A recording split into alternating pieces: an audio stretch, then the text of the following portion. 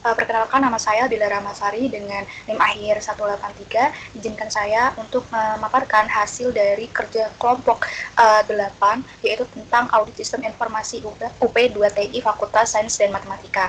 UP2TI ini merupakan organisasi yang mengelola sistem informasi di Fakultas Sains dan Matematika Universitas Diponegoro.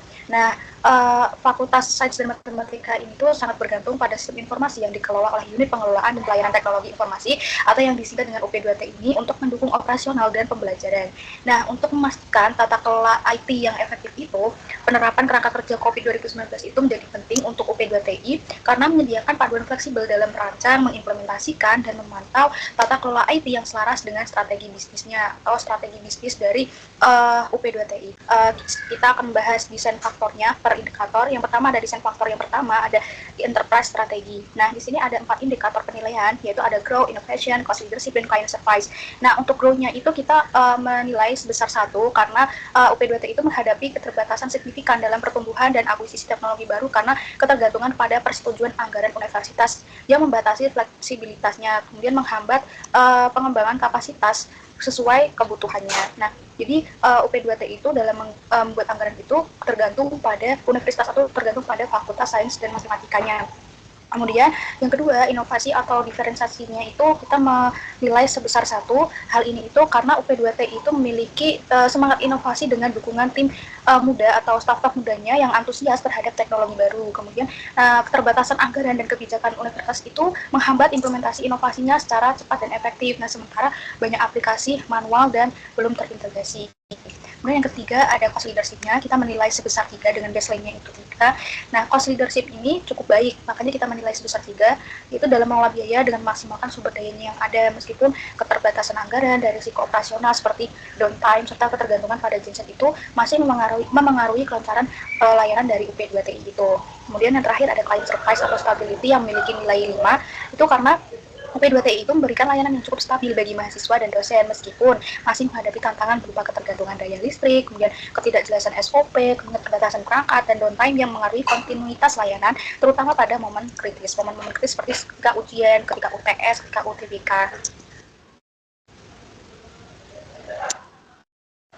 Kemudian untuk yang kedua ada desain faktor yang kedua yaitu enterprise goal. Di sini ada 13 indikator penilaian yang tetapi di sini bervariasi penilaiannya, yaitu untuk penilaian tertinggi ada di customer oriented service culture, ada di business service continuity and availability, dan staff skill motivation and productivity. Nah, penilaian untuk desain faktor 2 ini menunjukkan bahwa UP2TI itu memprioritaskan aspek manage risk, kemudian customer oriented service culture, kemudian business continuity, dan compliance with internal policies yang dinilai tinggi karena relevansinya dengan kebutuhan operasional dan layanan utama. Nah, meskipun demikian itu, beberapa aspek seperti compliance with external laws dan digital transformation itu memiliki nilai yang rendah karena akibat keterbatasan anggaran dan belum adanya mekanisme monitoring formal. Kemudian untuk desain faktor yang ketiga ada risk kategori. Nah, di sini risk kategorinya itu memiliki beberapa penilaian dan banyak sekali indikator di desain faktor 3 ini. Nah, UP2TI itu menghadapi risiko tinggi pada insiden infrastruktur IT. Di sini IT insidennya itu memiliki nilai tinggi, kemudian ada perangkat keras, ada hardware insiden, kemudian ada perangkat lunak yang dapat mengganggu operasional penting, dan seperti ujian, konferensi, atau perkuliahan online. Jadi software failures, hardware insiden, kemudian ada logical attack itu memiliki nilai tinggi, dan IT operasional infrastruktur insiden itu memiliki nilai sebesar 4.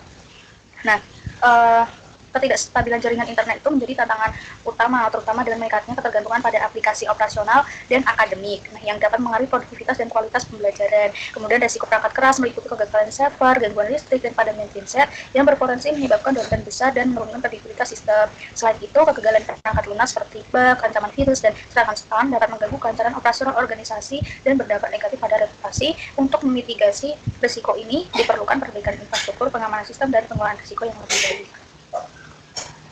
Kemudian yang desain faktor keempat ada IT related issue. Nah, UP2TI ini menunjukkan beberapa isu terkait sumber daya dan mekanisme pengambilan keputusan. Nah, di sini ada indikator penilaian, yaitu kalau tidak ada masalah itu warnanya hijau, kalau ada masalah itu warnanya kuning, tapi kalau ada masalah serius itu warnanya merah.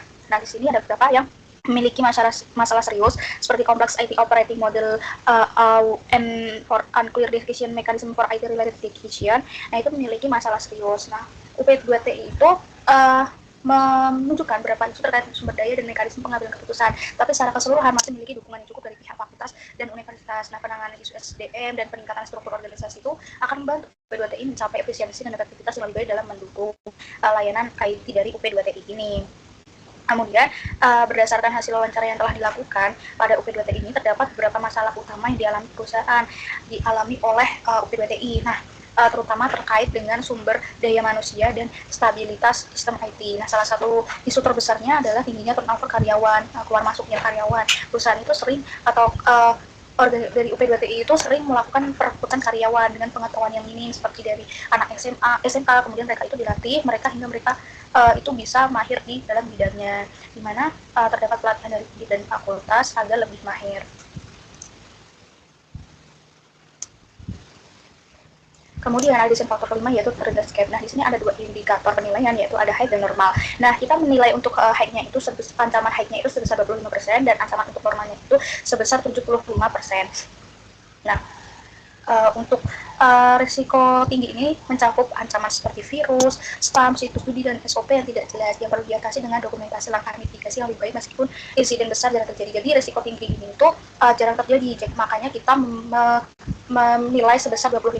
Sedangkan untuk risiko normalnya itu meliputi gangguan listrik yang dapat menghambat operasional, pelambatan jaringan akibat peningkatan pengguna, dan kapasitas perangkat seperti switch yang belum memadai. Nah, untuk ancaman normal ini itu lebih sering terjadi daripada yang high, makanya kita memberikan nilai normal ini sebesar ancaman normal ini sebesar 75% dari baseline-nya itu 67%. Kemudian di sini ada desain faktor ketiga yaitu role of IT. Nah, di sini ada 4 indikator penilaian, di mana di sini setiap indikator kita menilai berbeda-beda. Yang pertama ada support atau dukungan. Nah, fungsi support ini memiliki fokus pada dukungan operasional harian seperti troubleshooting dan akses internet, meskipun respon terhadap keluhan pelanggan itu masih bisa ditingkatkan. Nah, kita memberikan penilaian untuk support ini juga. Kemudian ada factory itu kita memberikan penilaian sebesar 1. Untuk fungsi factory memiliki infrastruktur dasar seperti server dan genset sudah tersedia, meskipun ada kendala seperti kurangnya UPS di FSM untuk memastikan efisiensi operasional. Kemudian yang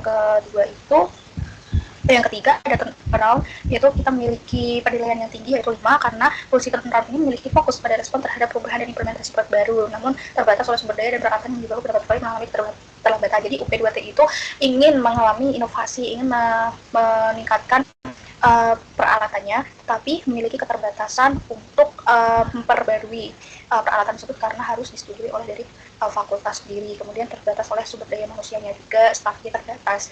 Kemudian untuk strategi dan terakhir kita memberikan nilai 3. Hal ini karena fungsi strategi itu mendukung strategi fakultas, meskipun kontribusinya terhadap inovasi teknologi dan perencanaan jangka panjang itu masih perlu ditingkatkan melalui kolaborasi lebih lanjut. Kemudian yang kedua ada outsourcing model for IT. Nah, di sini kita memiliki penilaian berbeda, outsourcing 20%, code 40%, insourcing 40%. Nah, UP2TI itu mengadakan outsourcing secara terbatas hanya untuk tugas-tugas tertentu seperti penggalian kabel jaringan atau pemasangan alat besar, sementara operasional harian itu dikelola oleh tim internal, makanya kita memberikan nilai 20%. Sedangkan itu code itu belum diadopsi secara signifikan, code dan insourcing itu belum diadopsi secara signifikan oleh UP2TI, kemungkinan karena keterbatasan anggaran, infrastruktur, dan preferensi untuk menjaga data lokal, meskipun ada potensi untuk peningkatan di masa depan. Nah, untuk insourcing ini mendominasi operasional UP2TI dengan tim internal yang terdiri dari mahasiswa dan anak SMK yang mengelola jaringan. Anak SMK ini mungkin magang, kemudian layanan internet, kemudian ada hosting dalam komputer, untuk keterbatasan sumber daya dan anggaran dapat menghambat penerapan teknologi baru.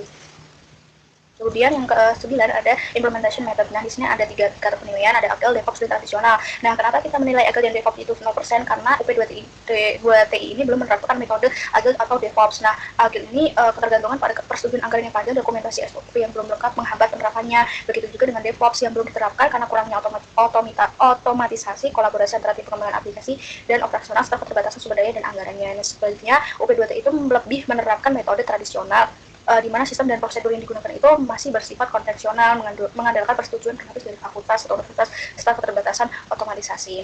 Sehingga karena UP2T itu masih menggunakan metode yang tradisional ini, makanya UP2T itu susah untuk berkembang, susah untuk melakukan inovasi. Kemudian yang terakhir ada DF10 yaitu teknologi adoption strategi, yang di sini ada 3 indikator penilaian, ada first mover, follower, dan slow adopter. Nah, di sini first movernya 30% karena semangat inovatif dan inisiatif untuk mengikuti perkembangan teknologi UP2 itu lebih sedengan kan, seperti mengajukan perangkat baru dan meningkatkan infrastruktur IT meskipun terbatas oleh anggaran dan kebijakan universitas. Tapi untuk followernya itu tinggi 60% karena UP2T itu di bawah naungan dari Fakultas Sains dan Matematika yang harus mematuhi kebijakan dan standar yang ditetapkan oleh Universitas Diponegoro, terutama dalam penggunaan perangkat dan kebijakan keamanan jaringan, meskipun fleksibel dalam merespon kebutuhan mendesak. Kemudian untuk slow adapternya itu sebesar 10% karena pengelolaan data, pengamanan, dan mitigasi risiko dengan SOP yang belum terdokumentasi dengan baik dan keterlambatan dalam pembaruan perangkat. Oke.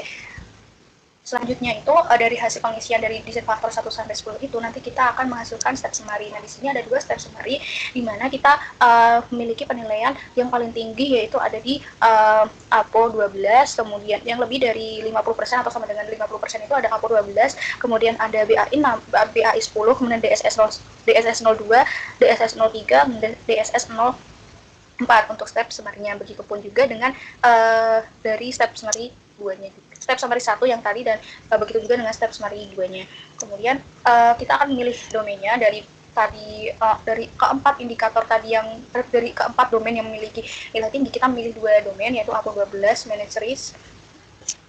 Meskipun tidak ada kompetisi langsung, UP2TI itu menghadapi masalah seperti spam, virus, dan situs yang tidak diinginkan dalam jaringannya yang dibahas dalam rapat universitas sebagai bentuk pengawasan terhadap layanan. Namun tidak ada sistem monitoring layanan formal yang dapat mengaruhi kualitas layanan yang disediakan.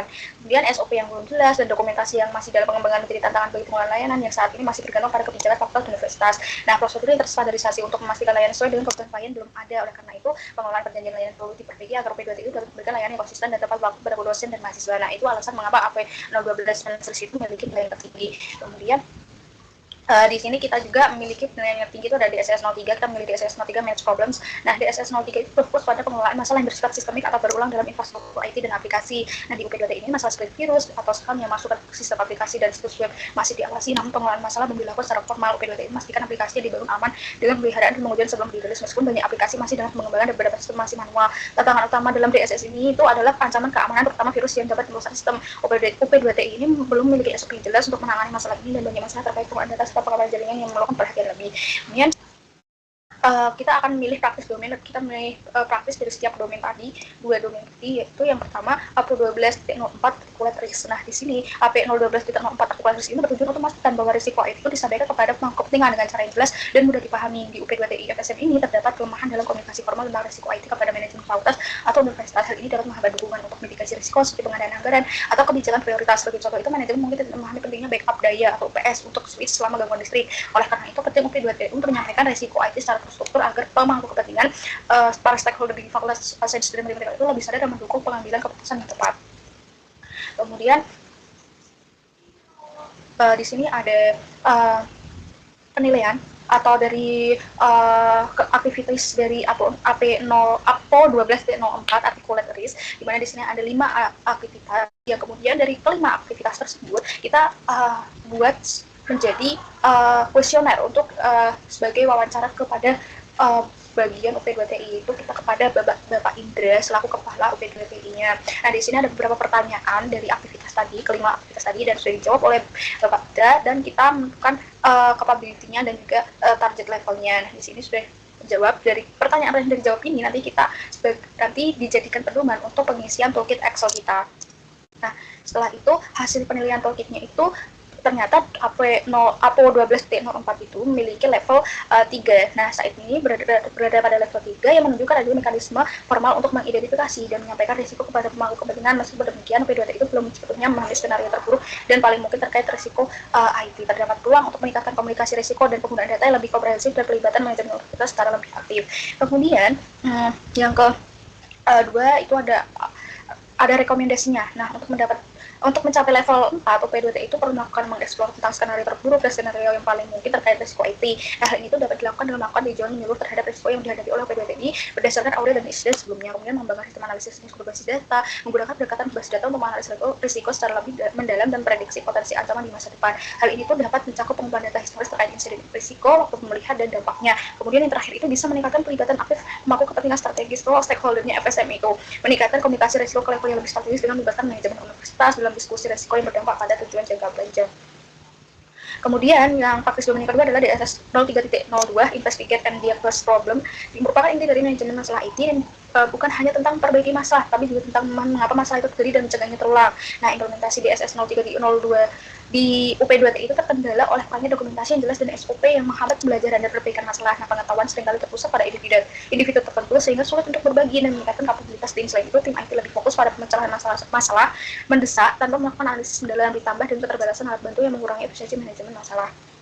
Kemudian di sini ada aktivitas dari DSS 03.02 itu ada 3 aktivitas yang nantinya kita akan buat sebagai kuesioner ke pihak UP2TI-nya. Nah, dari itu kuesionernya sudah ada beberapa yang sudah dijawab, seperti pertanyaan 1 itu terjawab no oleh UP2TI dengan alasan tertentu. Kemudian dari kuesioner tersebut sebagai pedoman kita untuk menilai toolkitnya. Nah, di DSS 03.02 itu ternyata memiliki level 3. Nah, UP2T itu belum mengimplementasikan praktik DSS 03 dan 2 secara optimal sehingga memiliki level 3. Dan dengan beberapa kelemahan yang perlu diperbaiki, kurangnya dokumentasi, itu bisa menyebabkan kesulitan dalam mengidentifikasi pola masalah yang berulang, serta dalam melacak perubahan konfigurasi yang dapat menyebabkan masalah. Selain itu, absennya laporan formal menghambat penggunaan kinerja dan komunikasi hasil yang efektif. Kemudian, di sini ada rekomendasi buat DSS 03.02 itu untuk naik ke level 4. Nah, UP2T itu perlu melakukan yang pertama membuat database mencatat jenis kesalahan, penyebab, solusi, dan frekuensi kejadian, kemudian mengimplementasikan sistem ticketing yang terintegrasi dengan basis data kesalahan untuk memudahkan bacaan dan analisis masalah, kemudian mengklasifikasikan masalah berdasarkan kategori, kemudian CMDB akan membantu semua aset IT, konfigurasi dan hubungan di antara mereka, kemudian melakukan audit konfigurasi secara berkala, kemudian membuat laporan bulanan atau mingguan, kemudian membuat dashboard yang visual untuk menambahkan metrik kinerja yang relevan, kemudian yang terakhir menggunakan alat laporan untuk menghasilkan laporan yang otomatis dan struktur. Oke, sekian pemaparan materi presentasi.